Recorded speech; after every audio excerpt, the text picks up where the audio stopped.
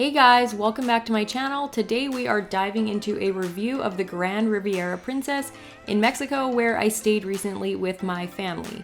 This hotel is a 50-minute drive from the Cancun International Airport and a 20-minute drive from Playa del Carmen. It is a massive resort that stretches almost an entire kilometer from the lobby to the beach. There is a shuttle available to take hotel guests around the resort, but it is not wheelchair accessible. So if you are visiting this resort and are in a wheelchair, keep in mind that you're going to get a workout. I wheeled at least 5 kilometers a day going back and forth between my room, the pool, and the restaurants, and if you aren't used to doing that, you might get pretty frustrated. The resort has 2 main sections, the Grand Riviera Princess and the Grand Sunset Princess, that are mirror images of one another. Each of the main sections has a platinum area that allows guests some additional upgrades, including premium liquor, 24-hour room service, a private concierge, hors d'oeuvres at the Platinum Lounge, an exclusive platinum pool area, and a jacuzzi on the balcony of your hotel room. We chose to upgrade to the platinum package, and honestly, it wasn't worth it. The room service, food was mediocre and often cold, the platinum pool area was small and not wheelchair accessible, and the jacuzzi on the balcony of our hotel room was basically the same as the bathtub in the hotel room, which was barely big enough for one person, so we only used it once.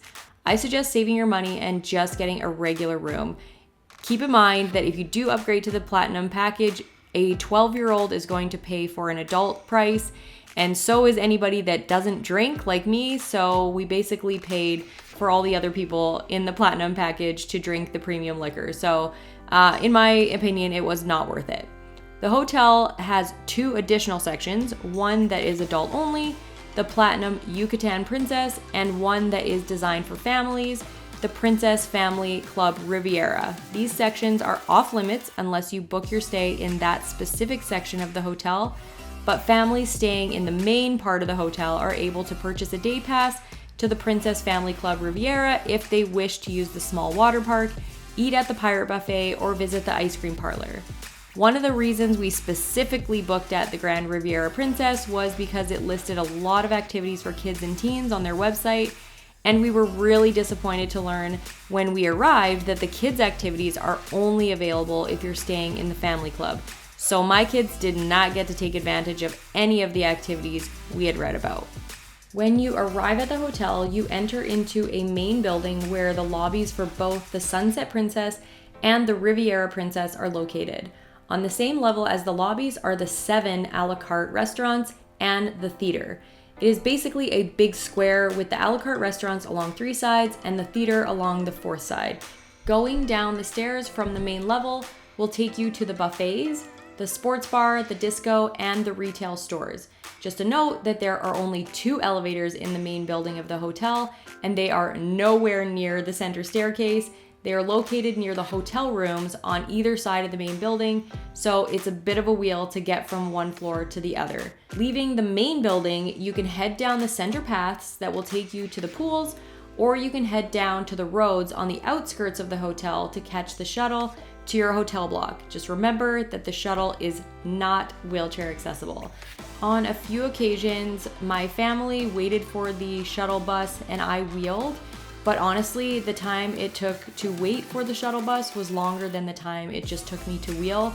So most of the time we just all walked, which gave us exercise, and it was not terrible. So if you have mobility issues and you're able to get on the shuttle bus and it's easier for you, then it's fine. But honestly, it wasn't bad to just walk and wheel everywhere. At the resort, there are 7 a la carte restaurants, 4 buffets, 2 lunch and snack areas, and 1 beach restaurant that you have to pay to eat at, which was really expensive, so we never ate there. While we were there, we tried 3 of the 7 a la cartes, the Mexican, the Italian, and the Japanese, with the Japanese being the best. It was so good. The Italian coming in second, and the Mexican taking a disappointing third. The Mexican food was surprisingly bad considering we were in Mexico. Keep in mind that if you are going to book at the a la cartes, you can only book them 48 hours in advance, and you have to look and see what's available within those 48 hours. So that is part of the reason that we didn't get to book at all of the a la cartes, because they were already booked up by the time we booked at them. and we just had other things to do and sometimes didn't remember to book. So that was kind of annoying. And if you do go, remember, you have to sort of schedule your bookings of the a la carte so that you're able to get into all of them. There are plenty of pools to choose from at this resort, and they all have a pretty good mix of sun and shade. We had to get up early in order to reserve chairs in the shade though, so if you're not an early riser, then expect to be out in the sun. Now that you know the general layout of the hotel and some of the amenities, let's talk about accessibility. We'll start with the hotel room. The accessibility of the hotel room was pretty decent overall. I didn't request a wheelchair accessible room, which was kind of dumb, so I wasn't sure what to expect when I arrived. The first thing I checked when I got into the room was the bathroom because I wanted to make sure I could get close enough to the toilet to transfer onto it by myself. From the pictures I had seen online, I knew the toilet was in its own separate room, and this can often be problematic. Thankfully, the door to the toilet room was big enough and I was able to easily get my chair through and close enough to the toilet. For a little bit of context, my wheelchair is 21 inches wide, which I know is a really narrow wheelchair, and the door to the toilet was 27 inches wide. So what's wide enough for me might not be wide enough for you. So always ask the hotel to measure if you aren't sure. The shower door was also 27 inches wide, which was big enough for me to be able to bring a lounge chair in from the patio to use as a shower chair since I didn't bring one. The mirror above the vanity was a little bit too high for me to see in, but that was really the only part of the bathroom that didn't work for me. I give this bathroom a 7 out of 10 for accessibility, only because it was probably not actually accessible for other people if you need grab bars and things like that. But overall, the size of it and the ability for me to move around in it was pretty decent. Heading into the main part of the hotel room, I noticed immediately that the beds were too close together for me to fit in between, which sucked. I like to sleep on the left side of the bed, and neither bed had enough room on the left side for me to access because one bed was super close to the wall and then the other bed was close to the other bed. The space in between the beds was only 21 inches, which is the exact same width as my wheelchair. So we ended up having to move the bed slightly so that I could fit in between. Apart from the beds being too close together though, they were a perfect height for me to transfer onto, nearly even with my wheelchair, which was really nice. The balcony off of our room was easily accessible with just a small lip for me to bump over.